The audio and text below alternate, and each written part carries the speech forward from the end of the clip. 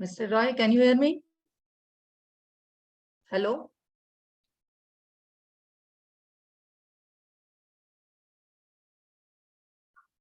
Not taking your feedback.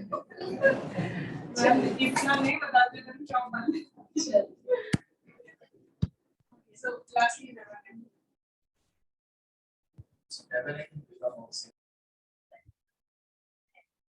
Hello?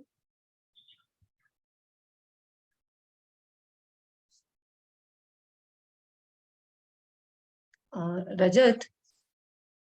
Hello? Hello? Yes, ma'am. ये mister Roy शायद coordinate कर रहे हैं. हाँ, मैंने अभी उनको कॉल किया था ma'am. So you talk to him कि whether he is not online. His screen is not available right now. Who will be hosting? Are you the host? No, ma'am. आप ऑनलाइन नहीं, वो चालू गया, पर ऑनलाइन होस्ट कौन है यहाँ पे? Ma'am, Pawan Nikum, I think he is the hosting.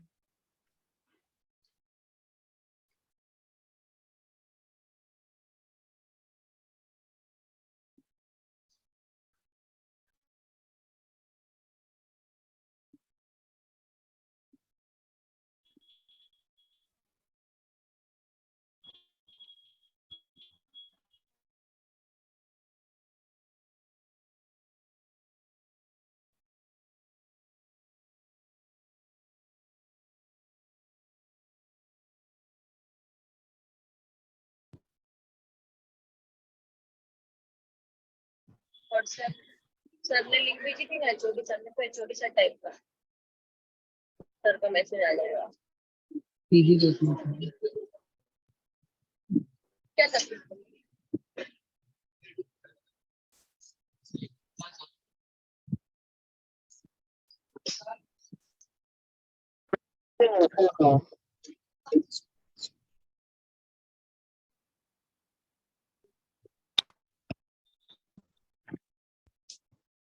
Good morning.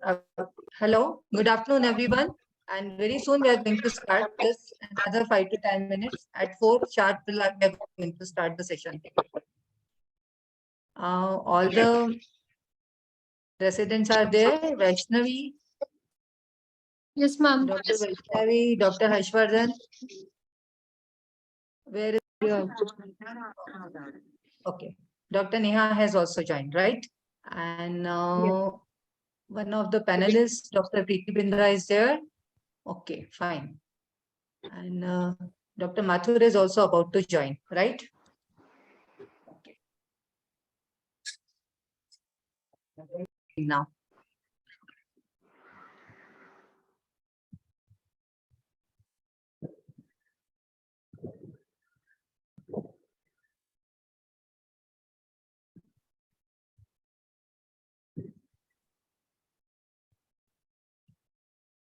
So, Dajan sir, have you joined? Yes, certainly I am here. Okay, shall we start now? I think still there is a time. I think sir has already come. And Doesn't matter. So let the people join. okay, shall we wait for another 2-3 minutes? No, actually we have given time 4 o'clock. I believe it should start at 4. Meanwhile, we can have a chat. Sir, good evening. Good afternoon, sir. Good afternoon, sir. Good afternoon. Maybe it is a good opportunity to talk to you. Yes, sir. Thank you for giving me the opportunity. We are having sufficient time to talk to you, to chat with you, to interact with you before we have official 4 o'clock. Right, sir. So this Yes, is sir. a new program, or Yes, sir. Yes, sir. This is the first time we are in. Oh, is it? Okay. So today we are going to inaugurate our session with you only. Oh, okay. Okay. That's very nice of you. I'm honored. Thank Yeah. you. And I'd like to tell you that Bhopal, like city of lakes, it has got so many medical colleges. So in today's session, we have got some postgraduates also, apart from some faculty members. Very nice. So And this is going to be a monthly thing or how frequently? We have decided, sir, because we are going to cover some important topics, and maybe twice in a month we are planning right now. Okay. So we'll continue it for in our tenure. At least we are likely to continue it for another 2 years.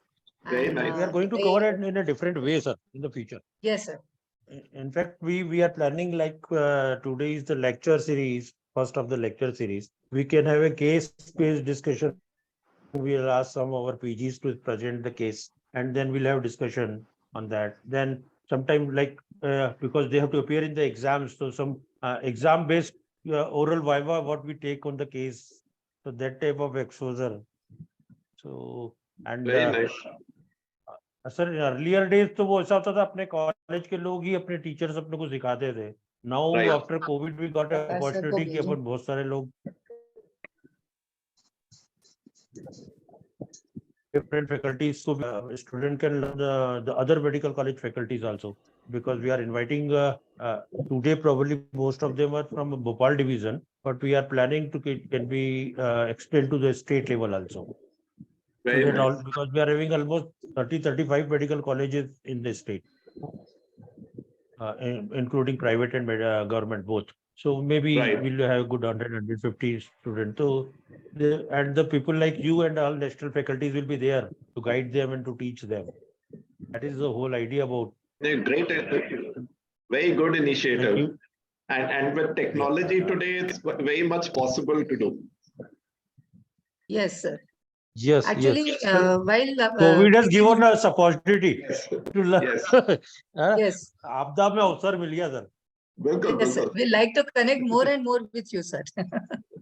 Very nice. क्या होगा sir कि अभी क्या था जैसे हमारे medical college से जैसे हमारे अभी आज डॉक्टर कविता कुमार हमारे प्रोफेसर है मेडिकल कॉलेज के यहाँ पर वो अपने स्टूडेंट को तो पढ़ाती है पर दूसरे कॉलेज के स्टूडेंट को भी उनसे सीखने का मौका मिलेगा Bilkul, like bilkul. Wise the other medical college professors and all those will be That's correct. That way. हाँ, सो हर इंसान की एक स्पेशलिटी होती है कि पढ़ाने की स्टाइल होती है. Bilkul, we are bilkul. Aiming for that. और फिर एग्जामिनर तो सर बाहर से आते हैं ना एक्सटर्नल तो बाहर से Right. देते हैं तो उनके क्वेश्चंस भी कुछ उनको मिल जाए something like that. So this is quite like a classroom. So it's not too Yes, large. yes. नहीं तो conference में you get lost in large conferences. Yes Yes, sir. Yes, yes. और सर उसमें क्या होता है सर Actually, फिर आप एक पर्टिकुलर सब्जेक्ट पे इतना लंबा बोल भी नहीं पाते. Right. In 40-45 minutes it is practically you can cover whole topic. Yes. So that is what the idea कि इसको ऐसे ही करके रखे. तो No, very nice. I think it's a great idea. फिर जैसे Dr. जैसे Gajan, sir? सजेशंस आएंगे वैसे वैसे इम्प्रोवाइज करते जाएंगे. Right. वैसे आपने इसमें से सब कविता मैडम वगैरह आई कि मेरे को दिख नहीं रही है इसमें है क्या पार्टिसिपेंट्स में. okay, I'll just check, sir. प्रकाश सर है. Prakash and Preeti is there, and all the PGs are there. Dr. Kavita, I'll just inform her once, and otherwise we can start, sir. We should start in time. Yes certainly sir है तो फिर तो कोई मतलब Sir is already there. Yes. So I think it's time is Just let the people Shall I if start somebody then? wants to just. okay. Shall I start, sir? Then Yes, You can 4. start a welcome address, no problem. okay. So that by the time 4 o'clock, sir will Yes. have our class another Okay. 5 minutes. Okay. So on behalf of Bhopal Divisional Ophthalmic Society, I welcome you all for this online masterclass Gurukul. It is designed in the interest of postgraduates and comprehensive ophthalmologists. To know the basics is all-time need for everyone. We are planning these sessions at least once or twice in a month. It will be 1 hour online session, preferably in Saturday afternoon. And today's speaker is Dr. Umang Mathur, a very eminent speaker, the CEO of Shroff's Charity Eye Hospital. We welcome you, sir, for this inaugural session. I welcome our session officials, Dr. Kavita Kumar, madam, who is professor and HOD, Gandhi Medical College, Dr. Prakash Agarwal, who is professor and head, RKDF Medical College, Dr. Preeti Bindra, who is cornea consultant, Matoshri Eye Hospital, And then our postgraduates, Harshvardhan Kashyap from Gandhi Medical College, Dr. Revati from BMHRC, Dr. Neha Mota, Seva Sadan Eye Hospital, and Dr. Vaishnavi from Ellen Medical College. So I welcome you all for this session. And now I invite our president, Dr. Gajen Chawla sir, to give her presidential's address.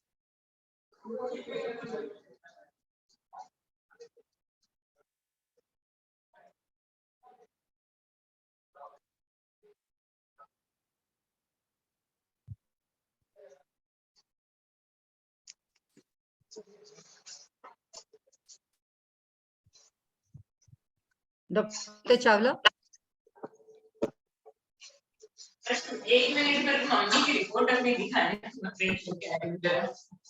I request all of you to keep your mic switched off.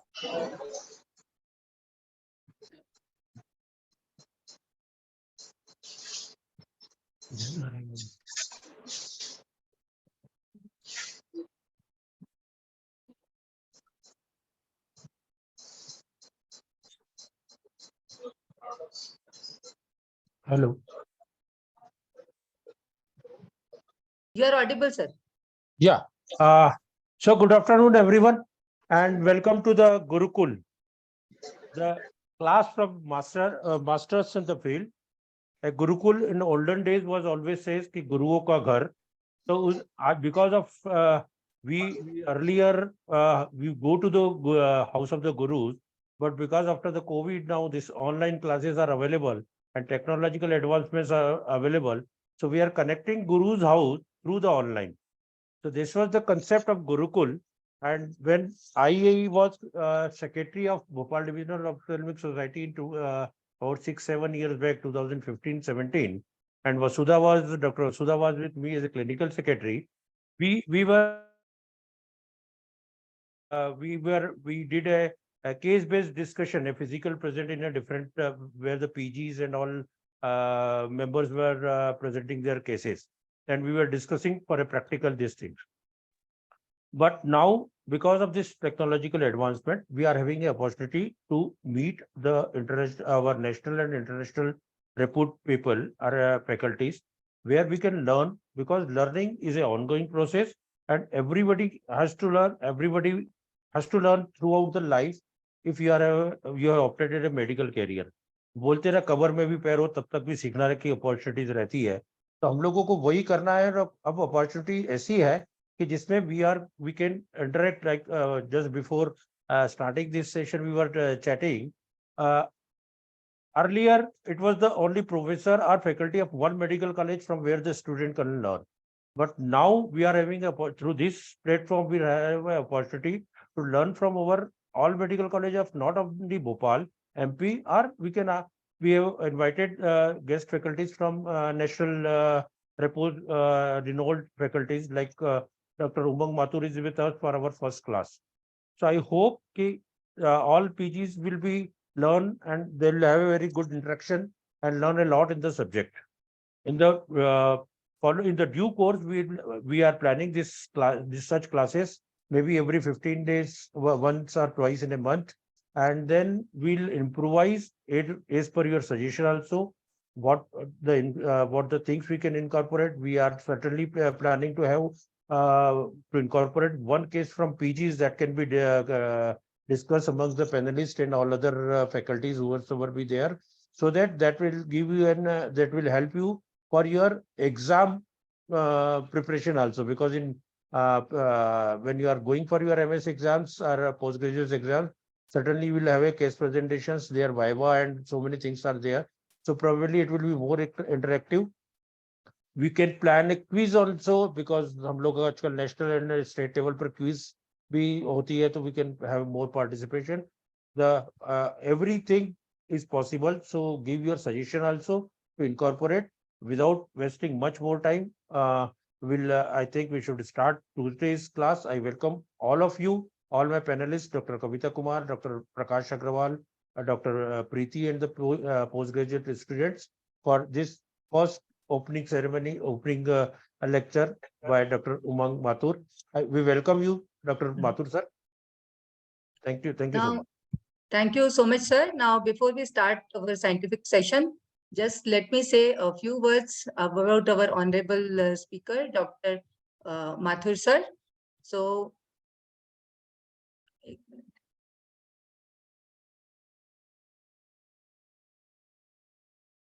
1 minute.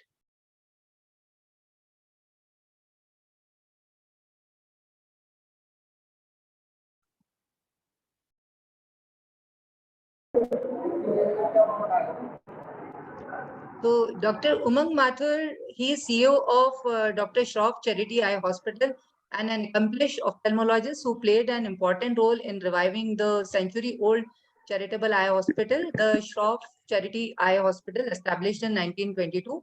He joined in 1998. He joined in 1998 with his team and systematically worked on all aspects to make it one of the best in North India. It is an institution that effectively combines patient's care, academics, research, and public health in a sustainable manner. He also founded the eye bank at Shroff Charity Eye Hospital, one of the leading eye banks in North India. He did this fellowship in cornea and NTA segment from LVPI Hyderabad. He also performed cataract surgery on the former President of India, Dr. APJ Abdul Kalam. He has several publications in his peer-reviewed journals and participates actively in research, including Project Prakash, a NIH-funded research project. He has founded the Bodhya Eye Consortium, a research consortium linking several community-based eye care institutions in India to create a large knowledge base of ophthalmology in India. Dr. Mathur has trained over 250 long-term and short-term fellows in cornea, NTA segment, pathology, and cataract surgery. So we welcome you, sir. And now I think we should start our session. Dr. Mathur, you can share your screen. Sure.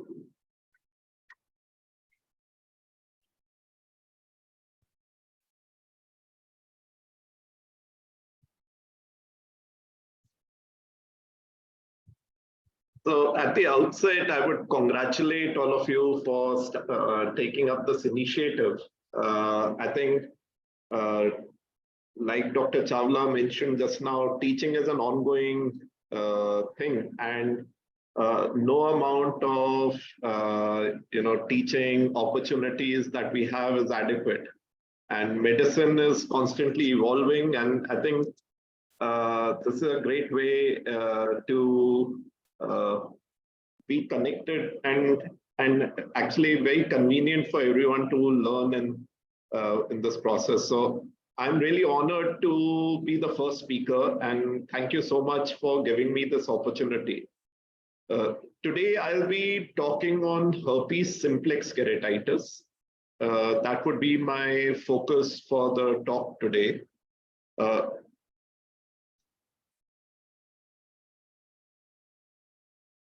Now, for a moment, look at this picture.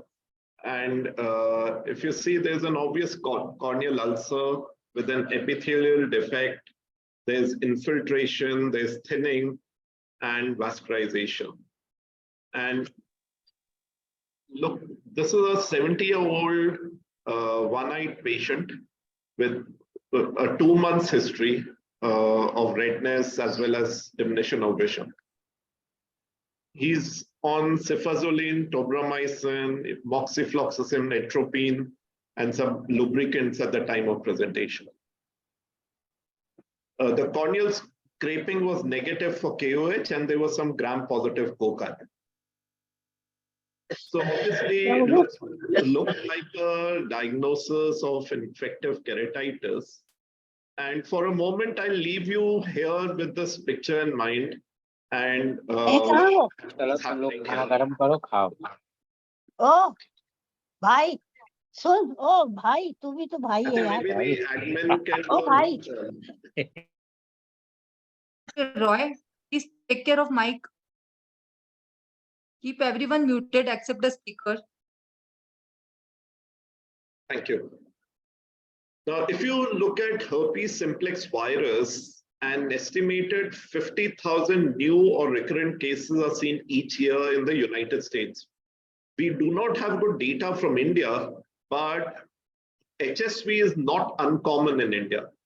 We often feel that it's fungal and bacteria is what we see, but actually there's a lot of HSV over here also. Now, 50% of the population is infected with HSV1, and in lower socioeconomic group, it is 80% of the population is infected. And that's largely because it is airborne, and people who live in closed spaces tend to get infected. In some studies, 100% of cadavers of people over the age of 60 have HSV in the trigeminal ganglion. So almost all of us have been exposed to HSV. And fortunately for us, not all of us get the disease, but the exposure is actually very, very common. Now, it is the most common infective cause of blindness in the developed world, and recurrences are typically with the same strain. What is known is that there are some triggers like fever, stress, hormonal changes, UV exposure, ocular trauma, and even excimer laser, which may cause the HSV to become active. Now, when we look at manifestations of HSV, it is classified as congenital and neonatal ocular herpes, primary ocular herpes, and the commonest that we see in the clinics are recurrent ocular herpes. Now, this is a full-term normal delivery. 5 days old patient admitted in an ICU for septicemia. So the patient was pretty critical and needed to be in a neonatal ICU. While there, it was noticed that the patient had these lesions that you can see on the near the eye as well as above the lip, and there was a red eye. Now, on torchlight examination, it was difficult to tell, but there was some redness. The patient, when we presented to us, we did an EUA, and we found not only was it stain positive on the cornea,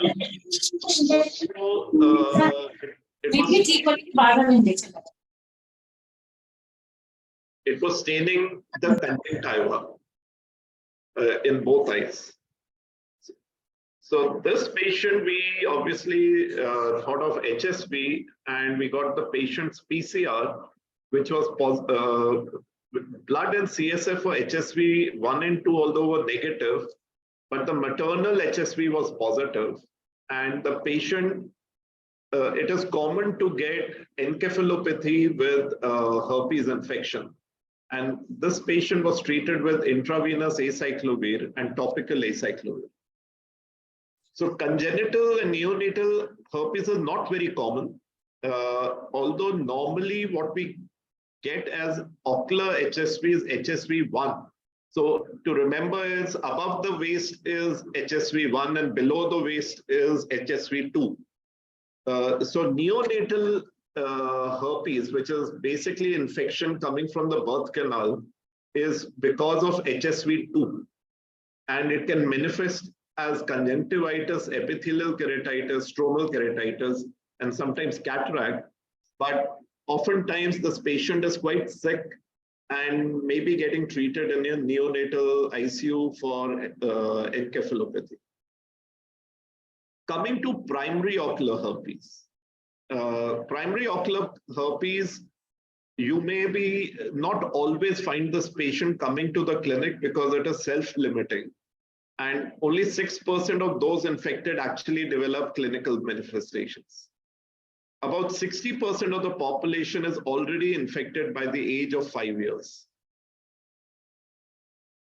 Here you may have follicular conjunctivitis, and if you stain, you might get these dendrite-like lesions even on the conjunctiva, and there may be multiple dendrites on the cornea or diffuse SPKs.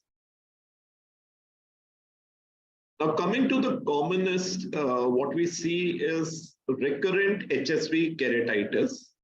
Now, here you may have the epithelial keratitis, which may present as just corneal vesicles. Sometimes you may have SPKs. Now, not all SPKs are because of herpes. So, but this can be an early manifestation.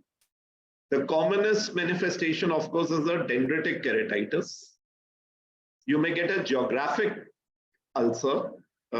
As you can see, this is a geographic ulcer which has these extensions which are dendrite-like. You may get a marginal keratitis. And the next one, important one, is called as neurotrophic keratopathy, which is a punched out lesion with a clean base. Stromal keratitis has two components. One is the stromal necrotizing keratitis, and the second one is immune stromal keratitis. We'll be coming to each one of them in detail. Then you have endothelitis. It can be disciform, linear, or diffuse, depending on how spread out it is. And then you may have trabeculitis and uveitis. So those are all the manifestations of a recurrent corneal, herpes keratitis. Now, an epithelial keratitis, which we all know, dendritic and geographic are the commonest. When you are treated with topical antivirals, the patient responds quite well. Very often after the patient responds, you find a lesion like this on the cornea. Now, this is a lesion which is called as footprints, or it is already healed. So if you stain this lesion, you will not get a stain positive. And this doesn't need to get further treated. So the patients may take several weeks for this haze or scarring to go. What we must remember is that 25% of surface disease like dendritic or geographic ulcers will lead to stromal keratitis. Now, neurotrophic keratitis is this punched out lesion. It is neither immune nor infectious. The patient has impaired corneal innervation, and so the patient may be reasonably comfortable as the sensations are numbed. There's damage to the basement membrane. You usually will find a punched out lesion which has clean base, usually in the center, and the patient may have a persistent epithelial defect, and if you do not treat this aggressively, it can perforate quite easily. So we know that if you leave a cornea without epithelium, there is collagenolatic activity from the neutrophils that are coming from the tear film, and the cornea will progressively thin, and there will be melting of the stromal tissue leading to perforation. An important concept is that if you have reduced corneal innervation, the afferent limb of the tear reflex is not working. And these patients are sometimes the worst form of dry eye because there is no reflex to tear. So very often neurotrophic ulcers need a lot of lubrication because there is no reflex to tear. Now, coming to stromal disease, about 20 to 48% in different studies have shown that an epithelial disease will result in recurrent stromal disease. Now, these are of two types: stromal necrotizing keratitis, which has direct viral invasion, and the other is the immune stromal keratitis, which has immune reaction in the stroma. Now, coming back to our case, this is a patient where you see an epithelial defect. There is thinning, there is infiltration. There is some gram-positive foci on scraping. Now, what are we dealing with? Now, if you ask for the history, the patient has had similar episodes in the past. There's The other eye also somehow had lost to infection. The patient is not very symptomatic. So you have a patient who has this sort of an ulcer walking into your OPD, but instead of having spasm and photophobia, is comfortably opening his eye. Now, if the patient is comfortably opening his eye, you would imagine that the sensations are dull. And this patient, when you also see that there is hardly any discharge, despite having this infiltration on the cornea. There's no slough. It is a whitish looking infiltrate. So these are some of the clues you get, a history of recurrence, patient not very symptomatic, not too much of discharge, and vascularization. Now, if you see, this patient has a lot of vascularization. Now, if it is a bacterial ulcer, it progresses so fast that it doesn't give you time for vascularization to come. Fungal ulcers can sometimes take time, but we know that fungal ulcer, the vascularization is not that common. So we start thinking of some other diagnosis beyond bacteria and fungus. And these are some of the clues you start thinking of. Are we dealing with stromal necrotizing keratitis? So we treated this patient with oral and topical acyclovir, and the patient started to respond. The infiltration came down, the epithelial defect starts healing, and there is some immune component to it. And once we had an initial response, we added some topical steroids, and 4 weeks later, we find the patient has started to respond and ultimately heals with scarring. So this is an often misdiagnosis, and the differential diagnosis of a stromal necrotizing keratitis is bacterial keratitis. The things in common are that both have epithelial defect, both have thinning and necrosis. There's infiltration. So these are common to both. However, the sensations are diminished. There's not much discharge and vascularization. So that is how one can differentiate, and of course, the history of recurrence. So these are some of the clues that you get. And stromal necrotizing keratitis is often missed in our clinics. So here's another patient with infiltration, epithelial defect, thinning, and with the same treatment of oral and topical acyclovir, we treated this patient and subsequently adding some topical steroids to it. Another patient who presented with this large epithelial defect, vascularization, infiltration in the stroma, and thin.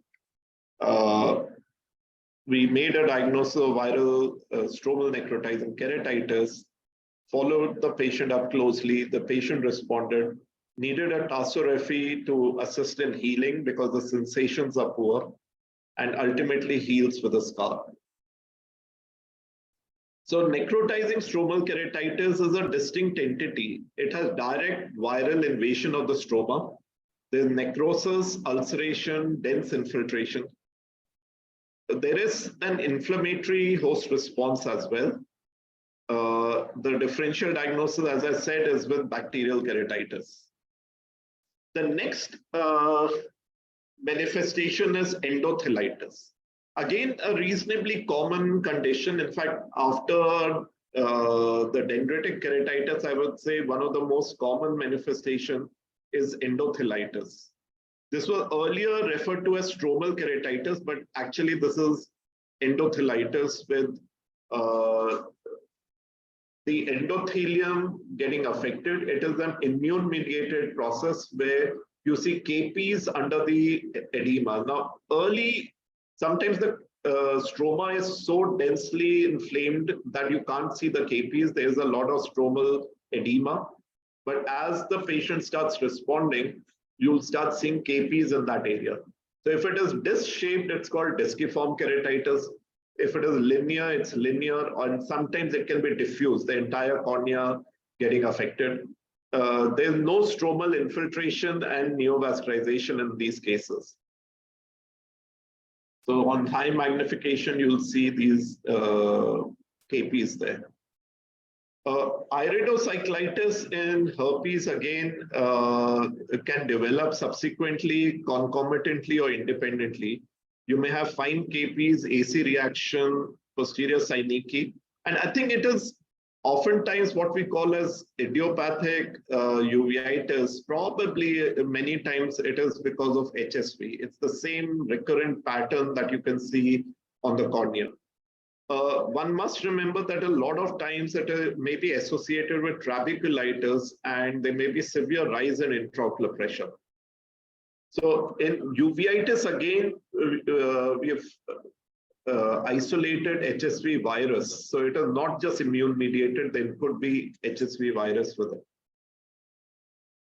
Now, this herpetic eye disease study, I think all the postgraduates must read. So there was a HEADS 1 and a HEADS 2 study. So the questions were to evaluate efficacy of topical steroids in, sorry, 1 second. Trying to get this bar. Okay. So efficacy of topical steroids in treating stromal keratitis was topical trifluridine. Now, why topical trifluridine is because in the US, acyclovir was and still not easily available. They use trifluridine, although acyclovir is probably a better drug. So efficacy of topical steroids in stromal keratitis, efficacy of oral acyclovir in treating stromal keratitis in patients receiving topical steroids and trifluridine, and efficacy of oral acyclovir in treating iridocyclitis with topical steroids and trifluridine. So these were the 3 questions in the HEAD study: whether topical steroids were useful for stromal keratitis, is oral acyclovir useful in stromal keratitis, and efficacy of oral acyclovir in iridocyclitis.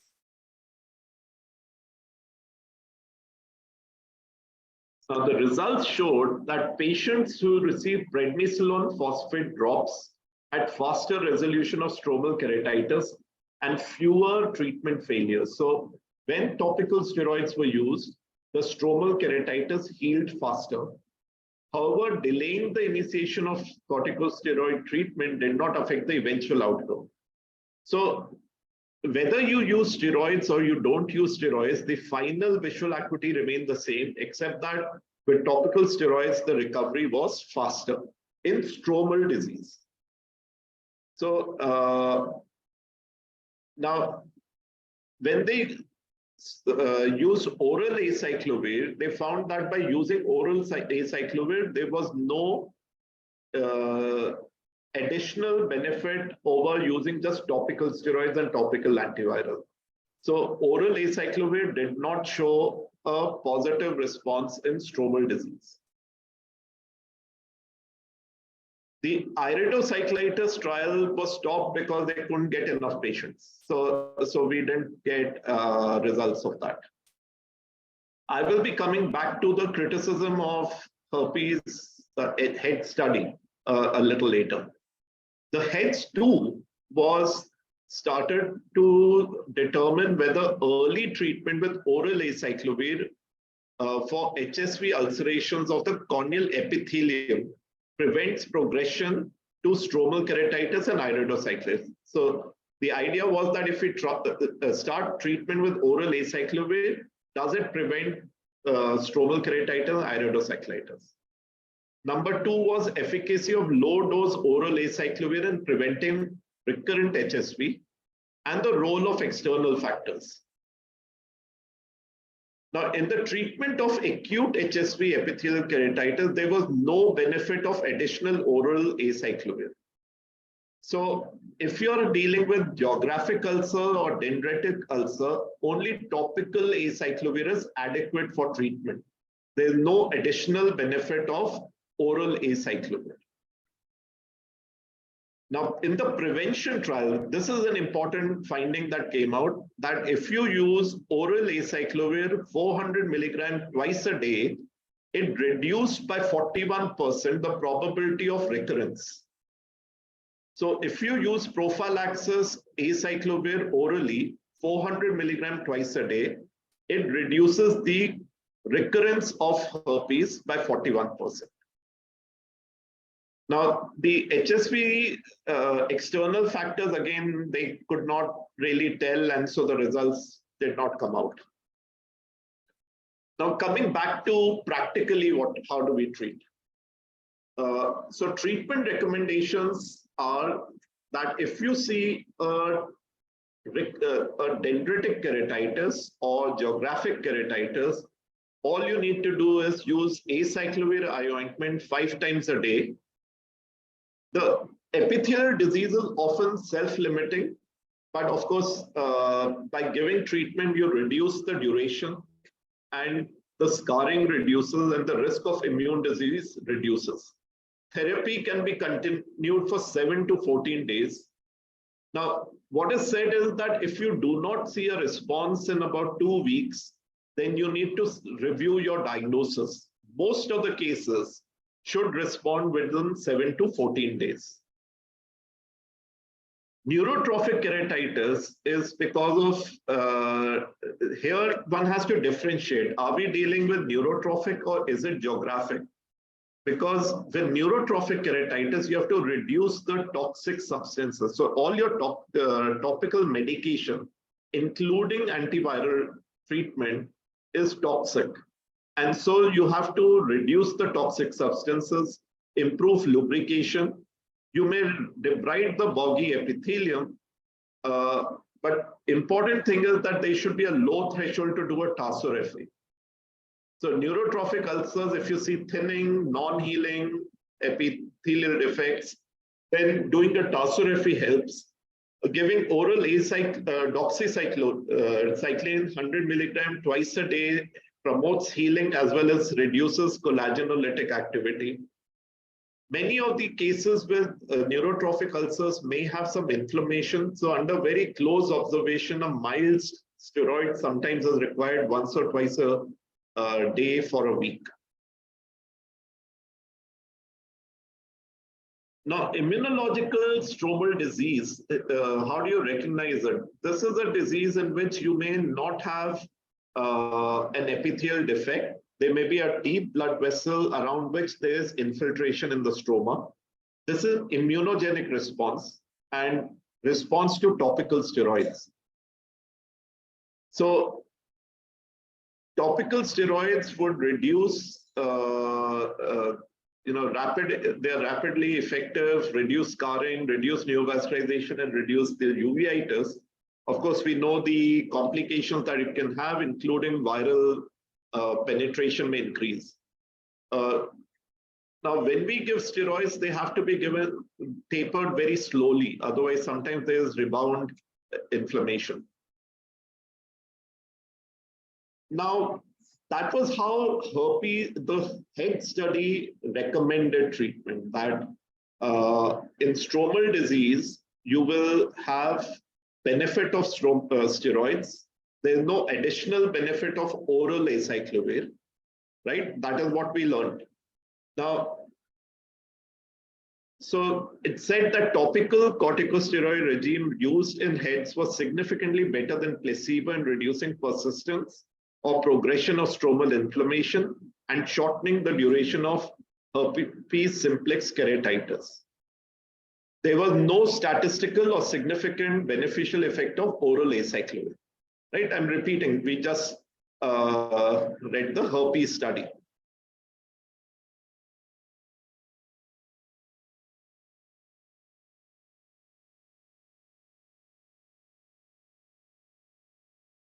In any of the articles that redefined the classification later. In HEAD study, what they call as stromal disease is actually endothelitis. it was not stromal necrotizing keratitis, what we see in the clinics or what cases I just showed you. In the study, they defined stromal keratitis as defined as an area at least 2.5 millimeters square of active corneal stromal inflammation with diffuse or disciform inflammatory stromal edema or dense opaque inflammatory infiltration. So in this paper, they write that they could not study stromal necrotizing keratitis because they couldn't have enough patients recruited. So while they are saying steroids held in stromal disease, our definition of stromal disease has changed. Today, we would call it as endothelitis. And yes, endothelitis is treated with topical steroids, and it's an immune-mediated disease where oral acyclovir does not affect the treatment. But when you call stromal keratitis, especially stromal necrotizing keratitis, it actually has an epithelial defect. There's infiltration and there's active virus. So this is what they called as stromal disease in head study, but actually today we would call it endothelitis. So it's a very confusing, badly written study if you read the head study. But you must remember what they call as stromal disease there is actually endothelitis today. This responds to topical steroids. So if you look, we come back to our classification of HSV. We have infectious epithelial keratitis, where largely it's dendritic and geographic ulcer. These we know respond to topical acyclovir. You do not need oral acyclovir. As the head study also showed, there was no additional benefit of oral acyclovir in treating epithelial disease. Neurotrophic keratitis is neither immune nor infective. This is to be treated with lubrication and maybe tarsorrhaphy and sometimes an amniotic membrane grafting.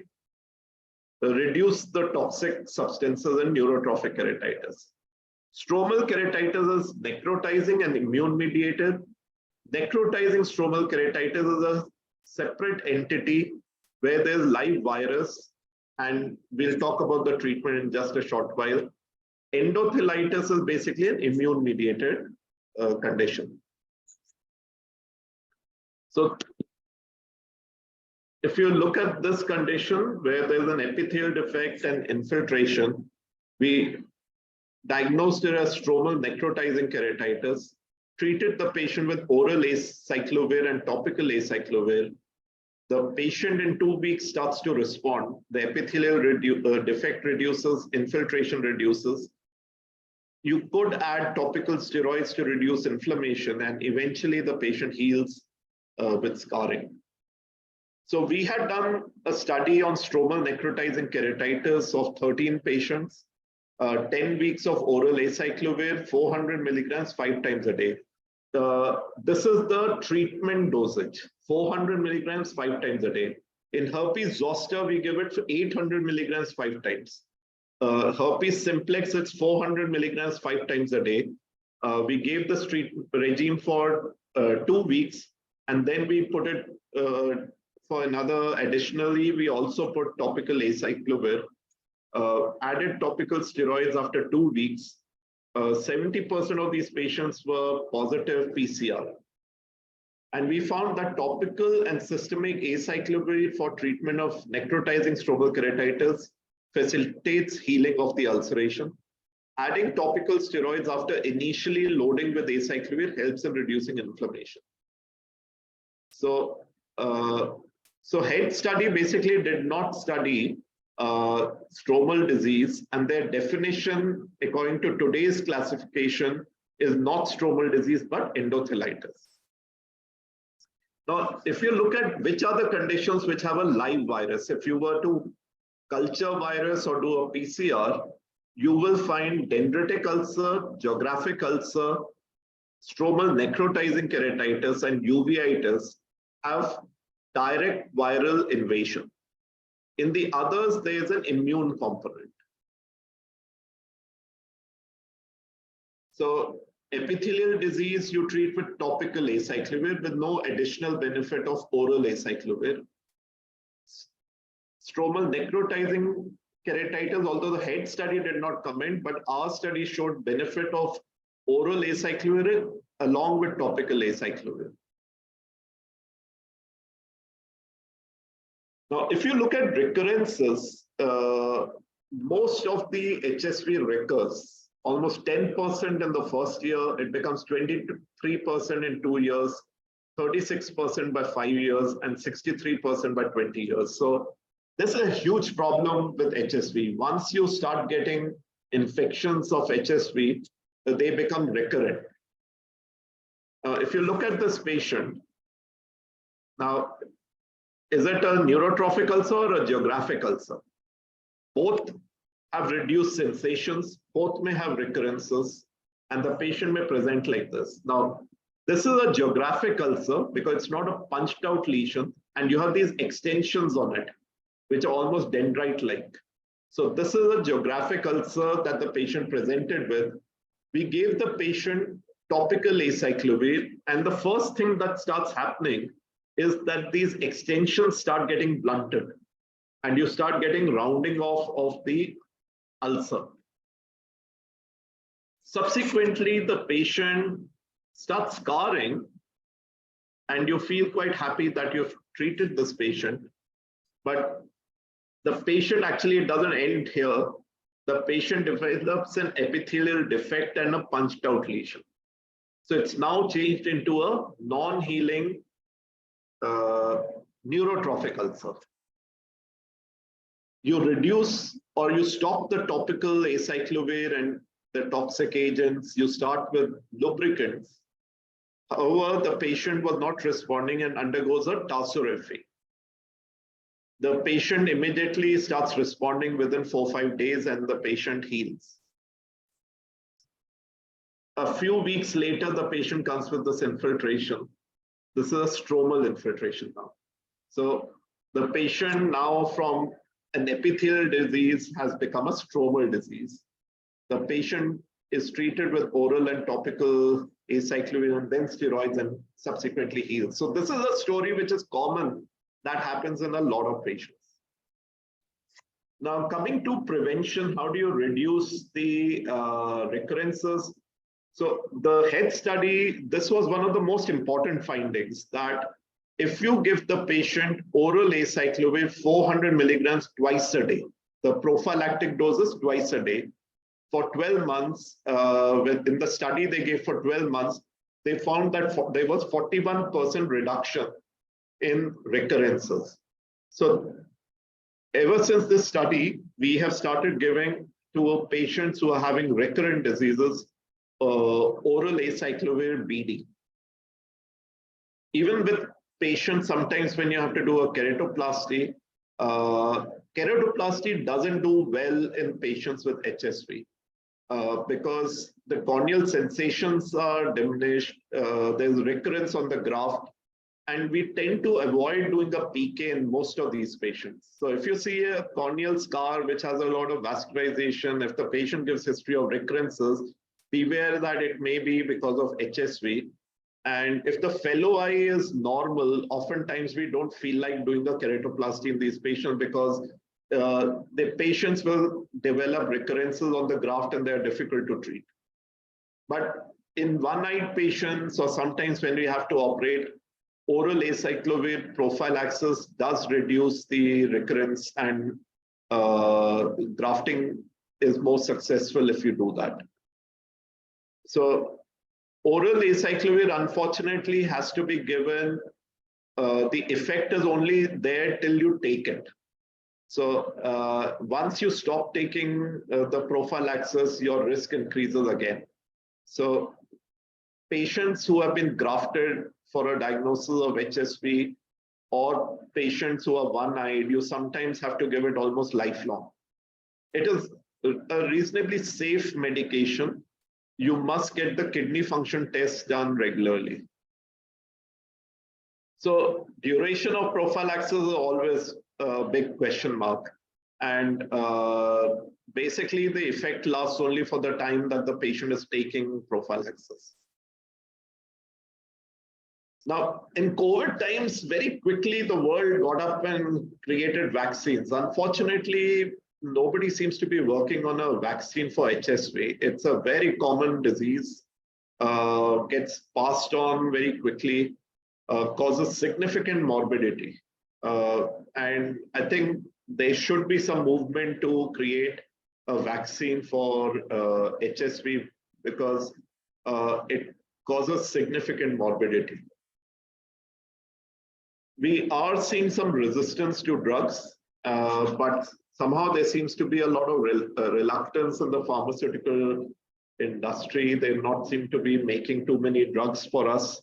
So sometimes you may need to give higher dosage, sometimes even intravenous acyclovir is required. Alternative therapeutics can be tried. Some of the drugs that are there, we can alternately choose and use. Between acyclovir, vanciclovir, famciclovir, not too much of a difference. I think each one of us has our own, preferences, but efficacy-wise, I think they are all similar. So, thank you. Maybe a very long talk. Happy to take questions. Thank you so much, sir, for a nice talk and explained very nicely. So today we have our panelists, Dr. Kavita Kumar ma'am, Dr. Prakash, and Dr. Preeti. So there is a set of questions for you, sir. Okay. What I could gather from your classification, that is a newer classification, and I think head study, because most of the postgraduates are there. So I think they all should go through that study. So what you mentioned that stromal keratitis, which is being mentioned in head study, it is not, it is same as endothelitis in your classification. Yeah. No, it's not my classification. This is a classification. It's in your classification. No, it's not my classification. This is the classification. It's a newer classification, I should say. Yeah. It's a newer classification. So in that, they have mentioned two types of stromal keratitis, necrotizing and non-necrotizing. So is it not being mentioned in head, sir? No. It is Head not. does talk of, it gives a passing reference to stromal necrotizing keratitis. And it just says that they could not recruit enough patients. But what they have defined as stromal disease is actually what we today would call as endothelitis. And also what they got as a result by giving topical steroid, endothelitis resolves. And there is no additional benefit of giving oral acyclovir for endothelitis. So that's something that we know. Endothelitis is largely an immune-mediated disease, which is treated with topical steroids. Okay. Sir, something about investigations, as we have our panelists also, I like to take their opinion also. So most of the time we see that diagnosis is clinical and lab investigations have very little role to play. Normally we go for RT-PCR.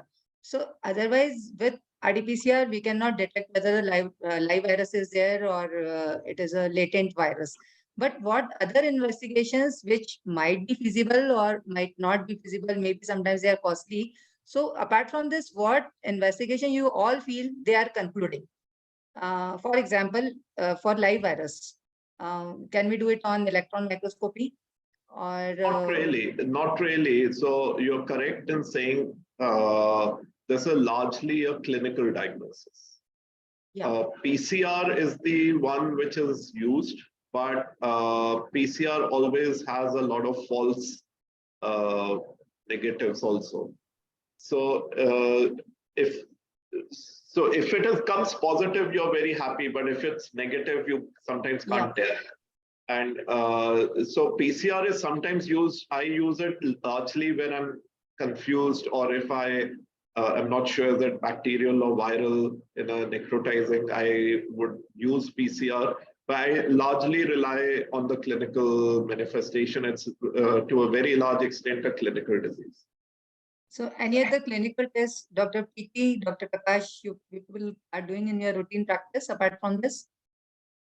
No, I think I will go by the clinical judgment only, and PCR again for HSV is not easily available.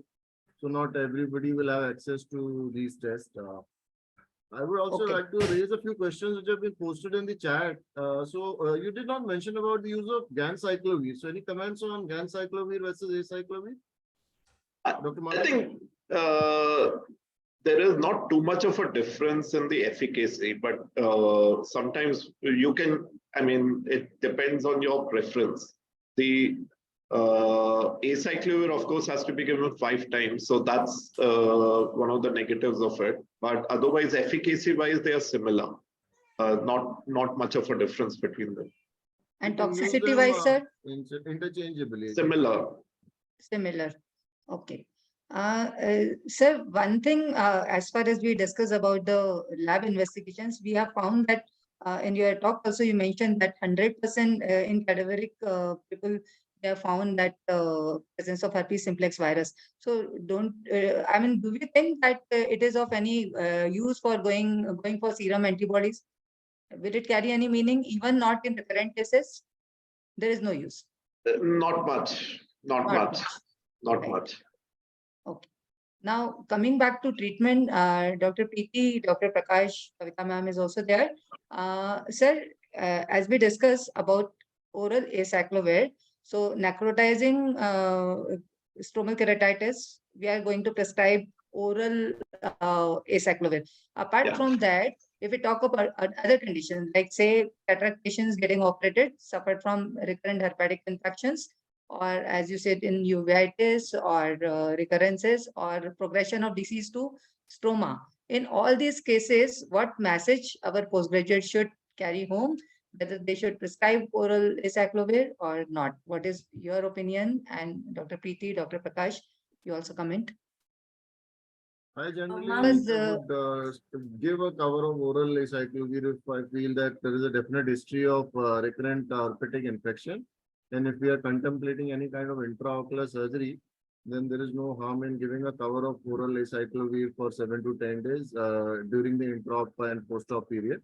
I think that should give. Dr. Mathur can share his experience. Yeah, I would agree. I mean, I think when you do any kind of, you do a cataract surgery and you will be prescribing topical steroids, it will reduce local immunity and the chances of a recurrence of virus increase. So there is no harm in giving prophylaxis, but I would probably give prophylaxis much longer. I would give it for the entire duration that the patient is on steroids.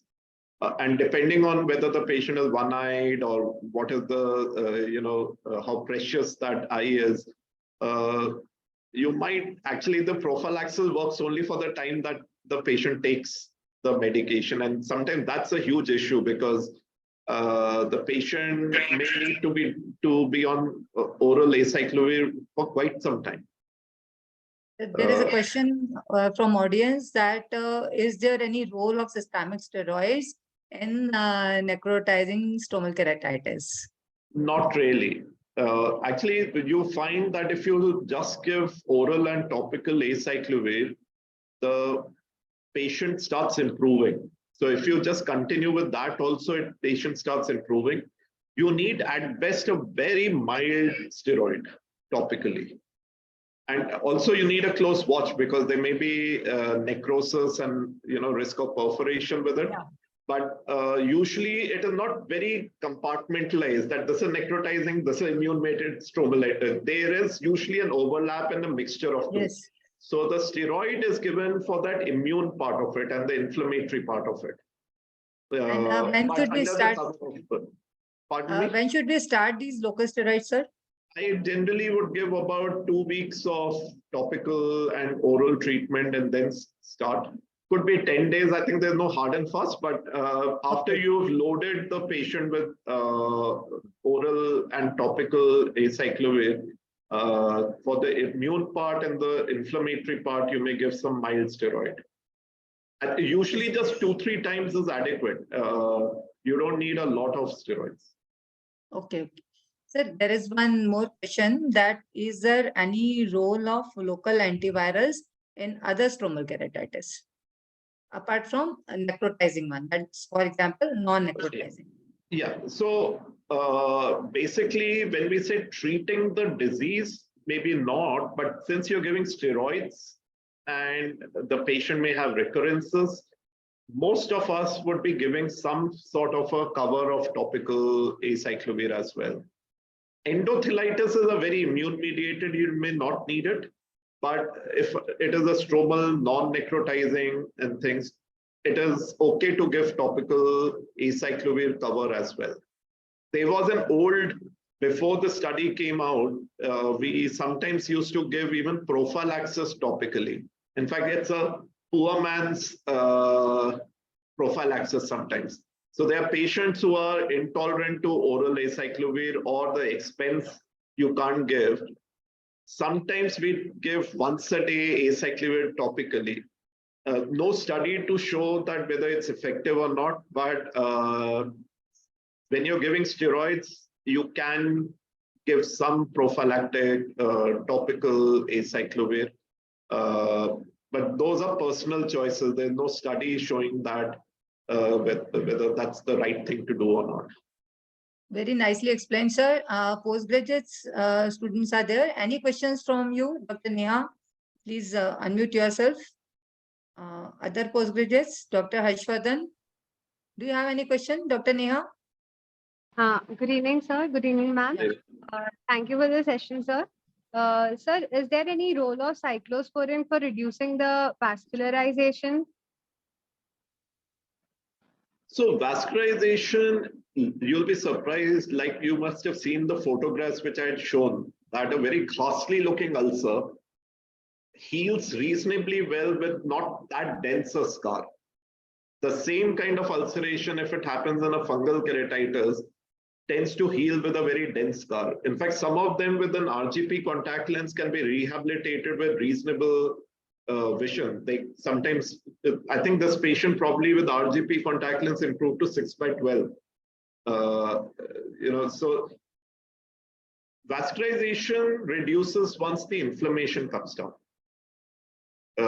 So you first have to manage the inflammation. Now, whether you do it with steroids or if you want to give cyclosporin, that should be okay. But actually, steroids are far more effective than cyclosporin. So you give some mild steroids and then you taper it very slowly, usually.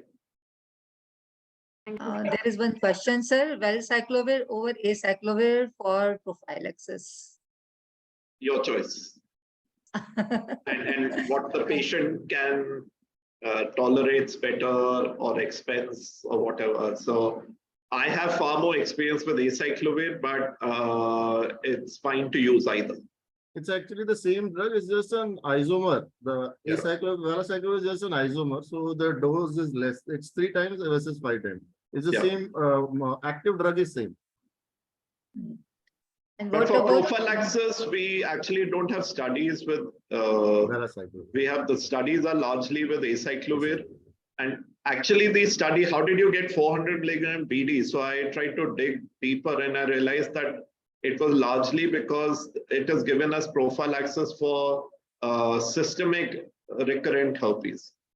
So that's the dosage for herpes labialis or genitalis that you give prophylactically. So they just took it from there and tried it in ocular herpes.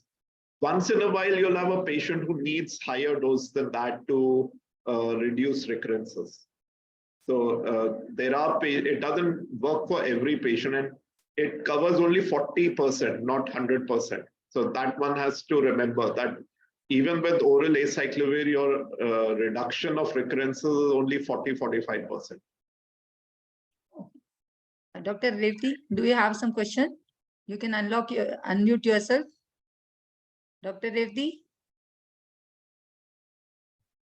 Dr. Harshvardhan, and Dr. Vaishnavi. Dr. Sabia, Dr. Nikita. Vaishnavi, do you have any question in your mind? Good evening, ma'am. Yes, Ma'am, yes. actually, I have a doubt. For how Yes. long we need to continue acyclovir in patients for post-penetrating keratoplasty? Okay. Lifelong. Yeah, so with penetrating keratoplasty, I think the most important thing is whether you should even do the penetrating keratoplasty, because most of them do not do too well. And if you have for a patient done a penetrating keratoplasty, there should be a commitment to use acyclovir almost lifelong.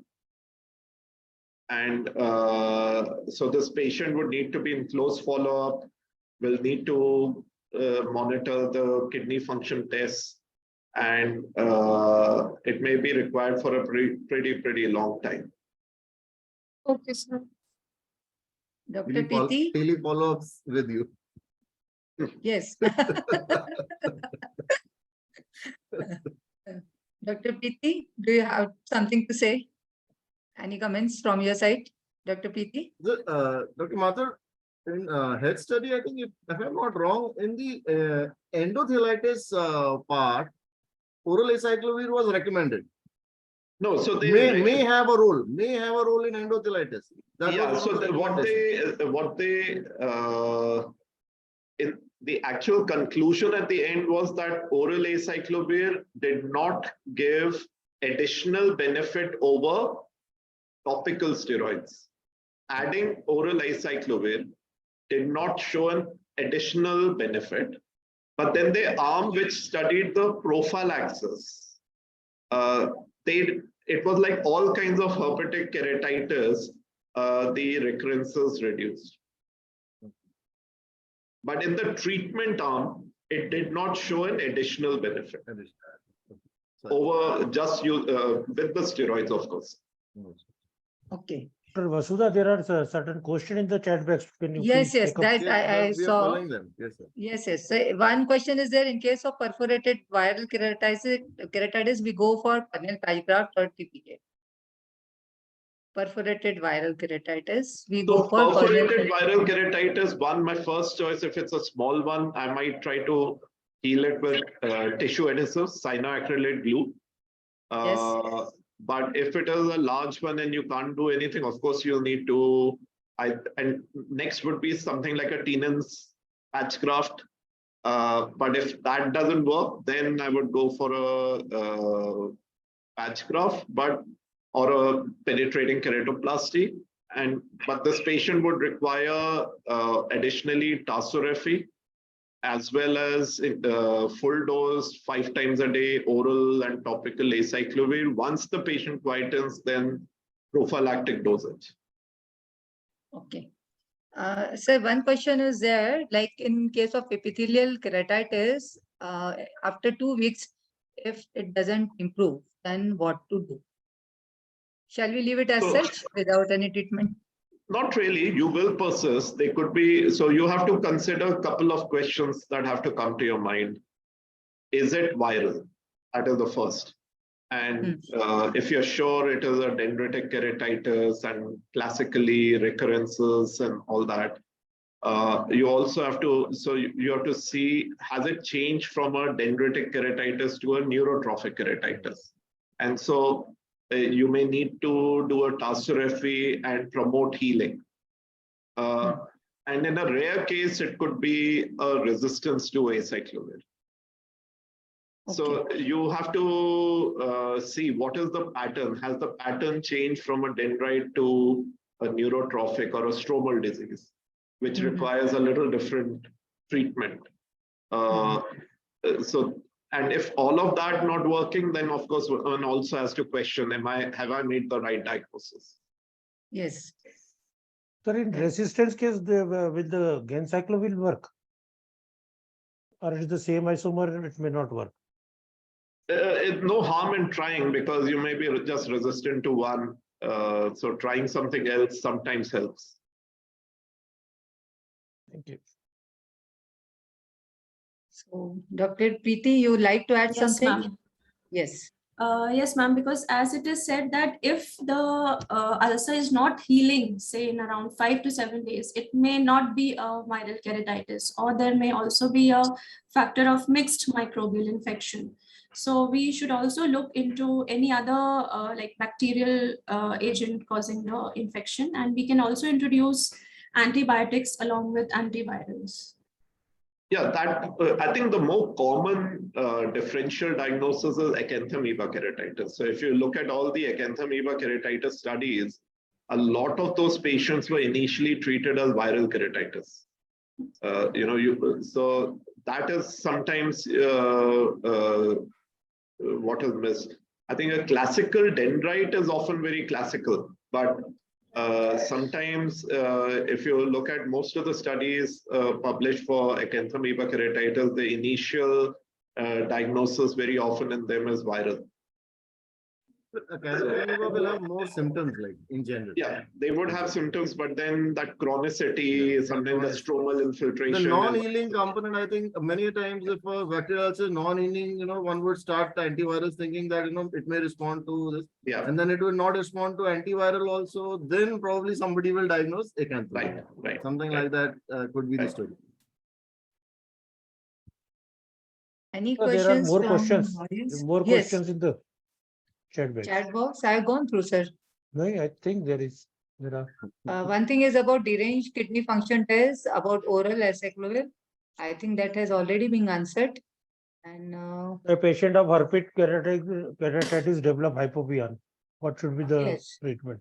Yeah, so the hypopion in these cases is uveitic, usually. Unless you also see, if there's a superadded infection, there'll be a sudden change that you'll see. There'll be discharge, there'll be, slough. So if you're considering that a neurotrophic or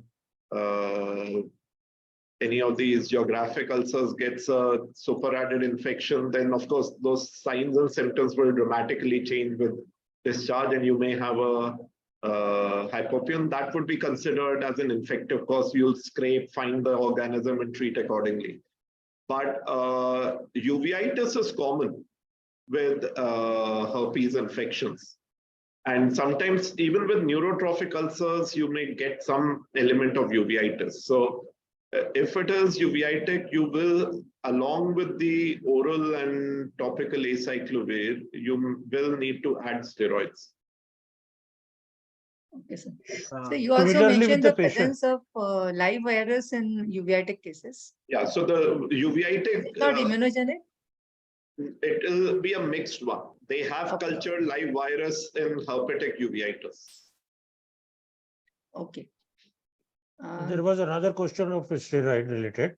A patient diagnosed with HSV keratitis and recently onset facial nerve palsy. Can we give oral steroids in these patients? Yes, you can. This I was the think question in the chat box. Yeah, I don't think there's any contraindication to that.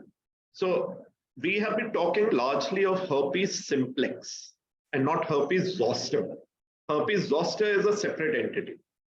And herpes zoster can even sometimes present with nerve palsies. Also, it's more severe. You may have neurotrophic ulcers that are more difficult to manage. So herpes zoster is treated differently. All what we've discussed today is about herpes simplex. But yes, oral steroid, if there's no systemic contraindication, can be given. There's no contraindication to using oral steroids. Under antiviral cover, so with antiviral cover? You can give antiviral cover.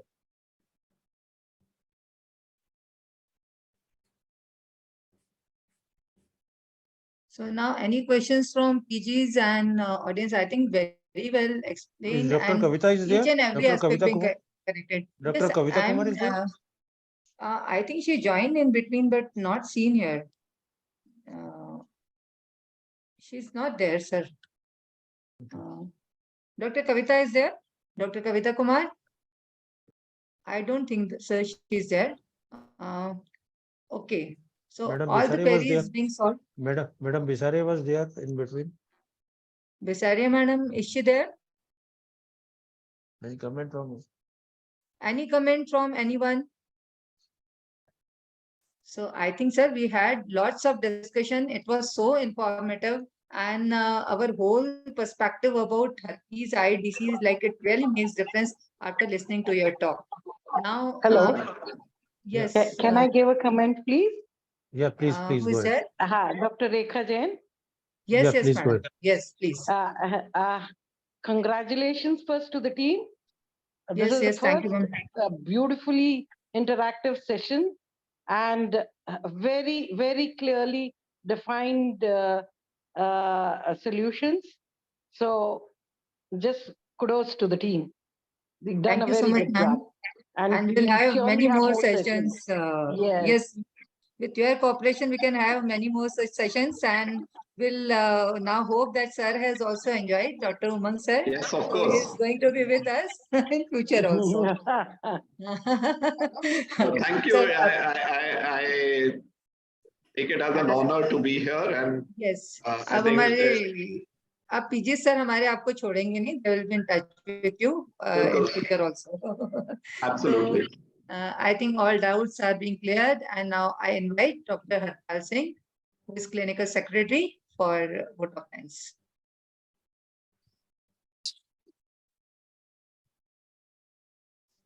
Unmute करो. हरपाल अपने आप को unmute करो. Harpal, unmute yourself. On behalf of BDOs, we extend our thankfulness to all of you for your active participation in today's master class, that is Gurukul. We extend our sincere regards to our honorable guest speaker, Dr. Umang Mathur sir, for his excellent presentation on viral keratitis. Thank you so much, sir. We would also like to thank our panelists, Dr. Kavita Kumar ma'am, Dr. Prakash, and Dr. Preeti for their constant support and guidance. We also like to congratulate all our PG participants for their active participation. And we hope that this platform is going to be very helpful for PG students and also for our members also. So we'll try to incorporate many other aspects in our next forthcoming Gurukul classes. So lastly, we want to give a sincere thanks to Ajanta Pharma for organizing this wonderful webinar. So once again, thank you all for attending this seminar.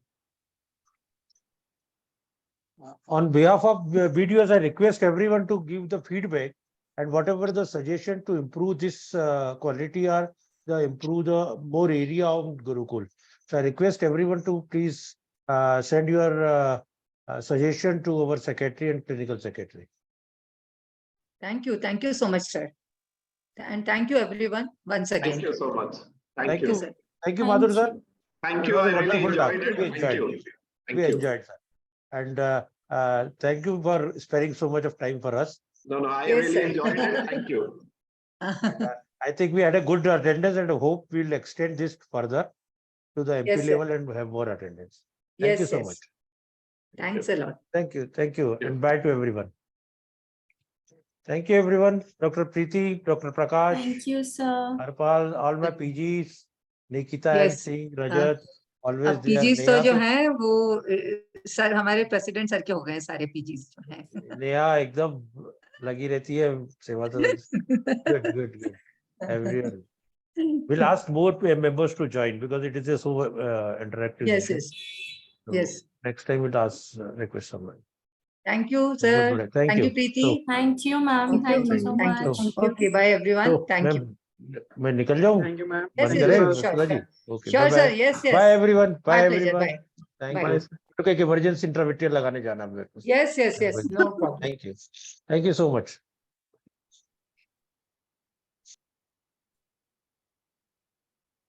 हमें लग रहा है